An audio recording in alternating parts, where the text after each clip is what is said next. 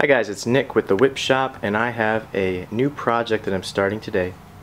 This is going to be a 24 Plat kangaroo hide bullwhip, 6 feet long, 3 plated bellies, and a BB loaded core. So I'm going to talk about the core of this whip, the handle. We're keeping things very thin, very streamlined to begin with. I'm actually using 3/16 inch spring steel as my handle, as opposed to the normal 1/4 inch steel rod that I use in my nylon whips. And the reason for that is I'm trying to keep things as thin as possible to start off with.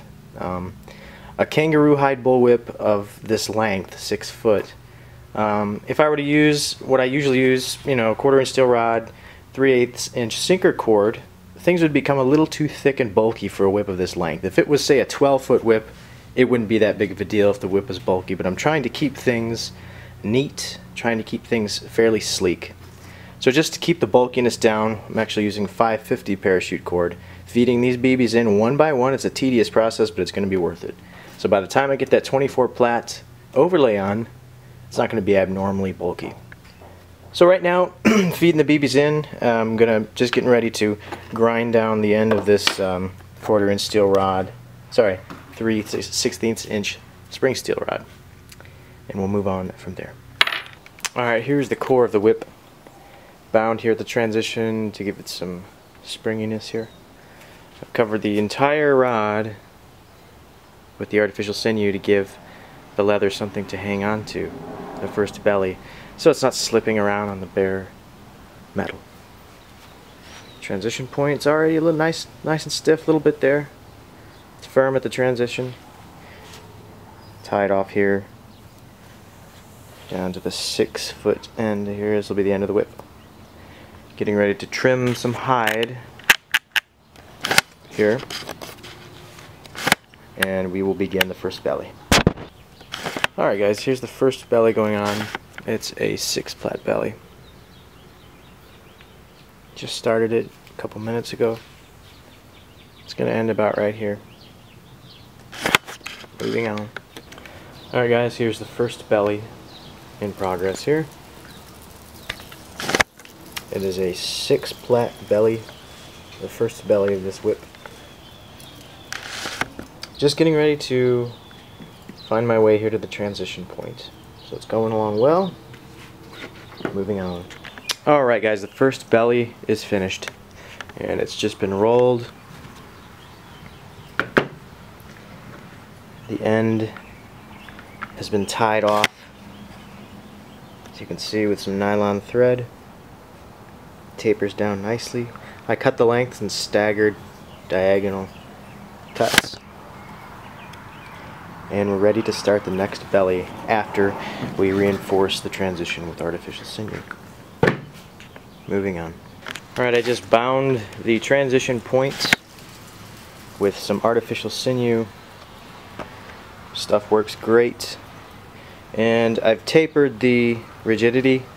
I bound it down to here, went back up, here, went back up. And I explained this in another video, but the reason I do this is because this part of the whip needs to be stiffer, because it's heavier here, it's thicker. You don't need as much reinforcement here as as here, because there's more force being exerted here than there is here in the whip. So more rigidity here, and less where the whip becomes thinner, but tapered down. It's a gradual tapered rigidity here. I do that with all the bellies, and that's where we are now. And I'm getting ready to move over here, adjust my camera settings. This is, I'm actually trimming a vegetable tan kangaroo hide right now. This is great hide. I get this from a guy in Australia.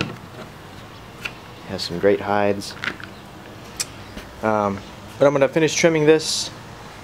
Another thing to mention, I am using some leather braiding soap. If you go on davidmorgan.com, he has a recipe. You can make this yourself. Works great. Using an Aussie strander. It can be found at Tandy Leather. About $20.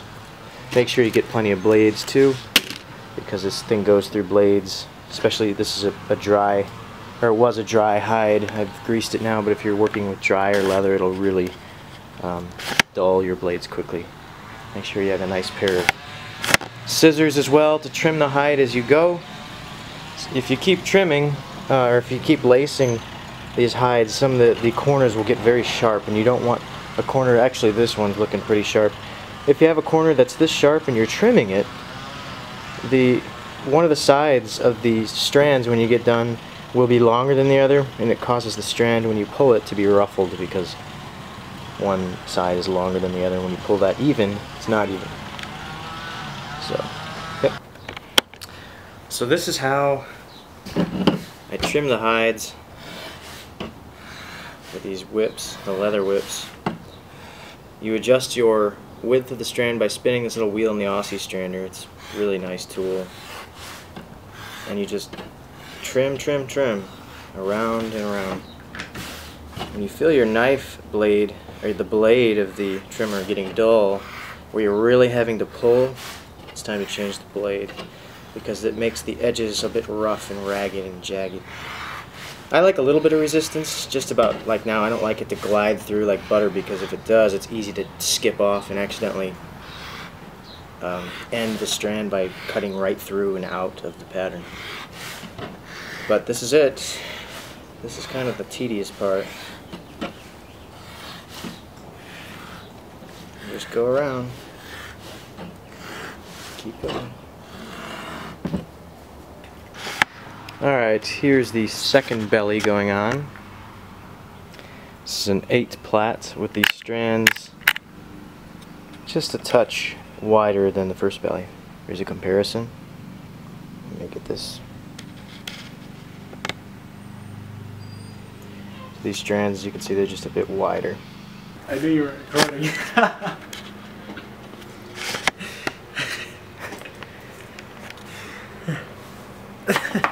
Alright, so we finished up the second belly here. Looking pretty good. Reinforced here at the transition with extra artificial sinew, once again doing that tapered binding. Moving on to the third belly. Alright, putting on the third and final belly of this whip right now, and I'm using a 10 Plat pattern here. Second belly down here, third belly going on now. Alright, moving on. Okay guys, I'm finishing up the final belly of this 6-foot 24 Plat Bullwhip, and that's going to be time for the overlay. But what I'm doing now is I'm taking this razor blade here and I'm narrowing these strands as I work my way down to the end here. And I'm doing that because if I were to leave them the width that they are when I started, it'd be too crowded and bulky. So I'm tapering the actual strands just to get a nice smooth taper. I've done this actually with every single belly on this whip, but I just didn't mention it previously in the video. So, and I'll just run it along my finger. I can't hold the camera and show this. Maybe I can. Let's see if I can do this. Yeah, this will work. I'm taking one strand at a time. And I'm simply just taking it like this, razor blade one hand, and I'm just paring it like this, and just thinning the strands out, just like this, making them narrow.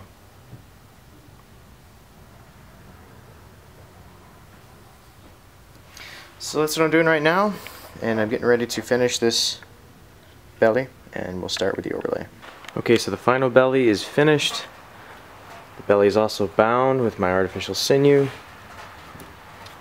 And a suggestion for you guys, I would highly recommend, once you do get to this point, if you do, make sure that the taper is very, very clean here, okay? Because this is the surface that you're going to put your overlay over. This is the last belly. So it's really important that there's no bumps, no ridges. Really, really roll it well to get everything just as flat as possible, okay? As you can see, I did a pretty good job. I might roll it a little bit more. But the taper is what's so important, because especially ending the last belly here. Here's just 4 strands and they get smaller. As you saw earlier in the video, I tapered each strand down, down, down. As you can see, it's starting to transition from the strands of leather. Here's where the nylon starts. And if you don't bind this, like you see here, whips have a tendency to be rigid here. And if you're using this method that I'm using here, that I use with the nylon core, the transition area from the last belly strands to the core, nylon core, has a tendency to crease here. So just make sure that you're binding everything evenly, okay? But take a look at the taper here. Just notice that it's very fluid here, and you know, there's no drastic drops in size. It's all fairly smooth. So what I've done here on the handle is I've added a layer. I wanted the handle to be a little bit thicker. It wasn't quite as thick as I wanted it to be. It's been a while since I've actually made a kangaroo hide whip like this one. So I actually took some of this here, this vegetable tan kangaroo hide, and I just kind of did a little spiral, just to give the handle a little more thickness, okay? And I went over it again with the artificial sinew. So as you can see, the whip has plenty of life to it, plenty of stiffness here, especially in that transition. I think it's going to crack nicely. So I'm getting ready to measure out the strands of the overlay here, 24 Plat overlay. It's going to take a while. Haven't done one in a while. I think it's going to be fun. And I'm going to cut these strands and we'll get on with the overlay. Okay? Alright guys, here's the overlay strands. And this is kind of a situation where you really have to take time to untangle, because if you just keep going with the 24 Plat whip, thing is you're going to get tangled really, really fast unless you take the time, you know, every 24 passes. I really recommend untangling. Alright, so here's our whip and here's our strands. I'm going to set it up and I'm going to start the pattern here. Alright guys, so I have all the strands are tied on. I've actually made a little bit of progress on the plating here. And be prepared, if you guys are going to make a 24 Plat whip, just to set up the strands or the pattern that you want. It's going to take about 30 minutes. Just this part right here took about 30 minutes. So as you can see, the progress. This customer ordered black and red. He didn't really specify what pattern he wanted. And so it's just an understood, you know, just kind of a random standard pattern here. But as you can see, 24 Plat, look at from a distance here, it's a very smooth looking whip. Very fine as opposed to an 8 Plat or a 12 Plat. So it's going pretty well, and a lot of strands, guys, to work with. I'm doing under 6/6. Very time consuming whip, but I think it's going to be, I think it's going to turn out good. So I'll be back when I'm further down. Alright, so we're moving along on this 24 Plat whip. You can really see the pattern coming alive here. And I've dropped one strand, so now we're down to 22 strands. Under 6/5. Moving on. Okay guys, here's the progress on the whip. As you can see, the overlay is going on quite well. Down to about 18 Plat here. I've been dropping strands as I go, and I found this really cool. I forgot that I had this. This one I'm gonna use for the fall. Let's take a quick look at this. It's really gonna. Sorry. It's got the middle is actually red, and then the outside's dyed black. So it's gonna be a really cool look. I think it's really gonna complement the color scheme of the whip. So we've got a little ways to go, and then of course we're going to do the handle in 24 Plat as well, and do the knots and tie that fall on, and this thing's going to be all ready to go. So moving on. Okay guys, I'm actually finishing up the overlay finally on this whip. I'm down to a 6 Plat, and I'm going to end it with a 6 Plat. Okay, now something I like to do with whips that have this narrow of strands, I'm going to actually transition for the last few inches. I'm going to transition into a diamond Plat. This just makes things a little bit tighter, and after, you know, who knows how many cracks with this whip, sometimes if you just do a standard herringbone, you know, under 2/1, it tends to loosen up a little bit. So ending a whip such as this, a 24 Plat whip, ending it in a diamond Plat, it just makes it that much harder for things to come untightened. Okay, so I'm going to transition into that probably when I get to about here and finish up actually with the diamond Plat. Alright guys, I just tied on the fall. Take a little look at it here. Ends in a 6-point fall hitch. As you can see, here's the diamond Plat portion. It runs about 1.5 inches, just for, like I said, just for extra security. Something that's a diamond Plat's going to be much less likely to unravel than a herringbone, especially when you're working with 6 Plat. So here it is, guys. It's coming along well. The next step will be to bind this and trim away this extra stuff here and start working on the handle. The falls can be tricky, especially for me anyway. Falls can be really tricky to get the balance right. If you're not sure on how long a fall needs to be, you know, overshoot, okay? Make your fall, like this is a pretty long fall, it still needs some trimming. If you feel like the whip is kind of, you know, it's not balanced when you know, throw it, even without, I like to throw it without a cracker. Make sure there's no extra jerking when the whip cracks. And if you feel that extra jerk, it might be too short, it might be too long, it's something you kind of have to play with. So I recommend make the fall extra long, throw the whip a little bit, and just trim it back to where it feels right. And like I said, it's tricky, it's just something you have to kind of do on your own. But here's the plating. This whip, it hasn't been rolled yet, so there's still some bumps and whatnot. I think once I roll it, I'm going to give it a coat of Picard leather dressing, and I think it's going to look nice and smooth. Okay, I got the handle, it is almost finished, and it's a 24 Plat handle, 2 strands side by side, so it's not an actual, see there's 2 strands that are together here, if you can see that hopefully. And I'm tying off the end of the handle, the overlay of the handle. Here's our transition. So I'm just binding it right now to make sure that these strands won't go anywhere. Alright, so I just neatened this up and I bound the transition and also the end with the artificial sinew, and I also give the whip a roll.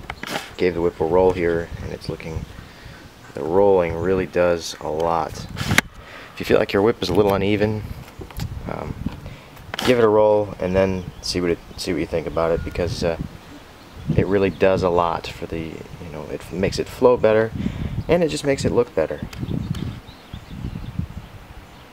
So this came out pretty neat. Down to the fall hitch. You can really see, you can really notice the diamond Plat here. Herringbone, and then it transitions to the diamond Plat, as I mentioned before. So now I'm going to cut the end of this off here and continue. Alright, so here's the end of the whip, the heel. I've cut out a round piece of kangaroo hide for the end of the whip here, the heel, and then the knot is going to kind of go around here. And I think I'm going to actually make it so that you can actually see this a lot of this round piece, and just have it maybe overlap the edges like that. I might put my little trademark in the middle there. And here's the whip. Rolls out, it throws really nicely. I haven't actually put a cracker on it yet to see how it cracks, but you can feel that it definitely flows out well. All I have to do is tie this knot, tie the transition knot, give it one last roll probably, and maybe give it a layer of shellac to give it a little shine. And this thing is ready to ship out. So it's been quite a journey making this thing. I have about 30 hours on it so far, and it's going to probably end up being about a 35-hour job. But it's almost done. Not gonna lie, I am quite happy to get this order finished. I've been thinking about it a lot, and now it's almost done. So, moving on. So here you go, guys. The whip is complete. Tied on the pineapple knot for the heel and the transition knots, and this whip is ready to ship out to Tyson. This is a custom order. Thank you guys for watching this video. I know it wasn't exactly a tutorial, but I hope you enjoyed just kind of seeing the methods on how I go about making a 24 Plat kangaroo hide bullwhip.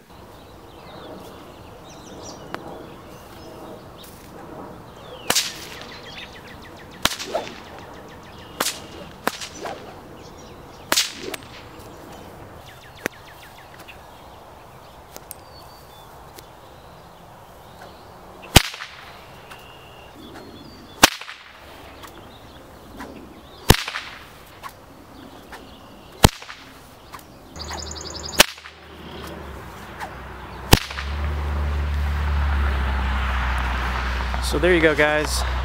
6 foot 24 Plat kangaroo hide bullwhip. Special order for Tyson. Tyson, thank you so much. Appreciate your business, my friend, and I hope this whip meets your needs. If you have any more questions, feel free to contact me. If anybody else would like a custom-made bullwhip, not kangaroo hide at this time, unfortunately, but a nylon bullwhip, please visit my website, nickswhipshop.com, and visit facebook.com/nickswhipshop. See you guys in the next video.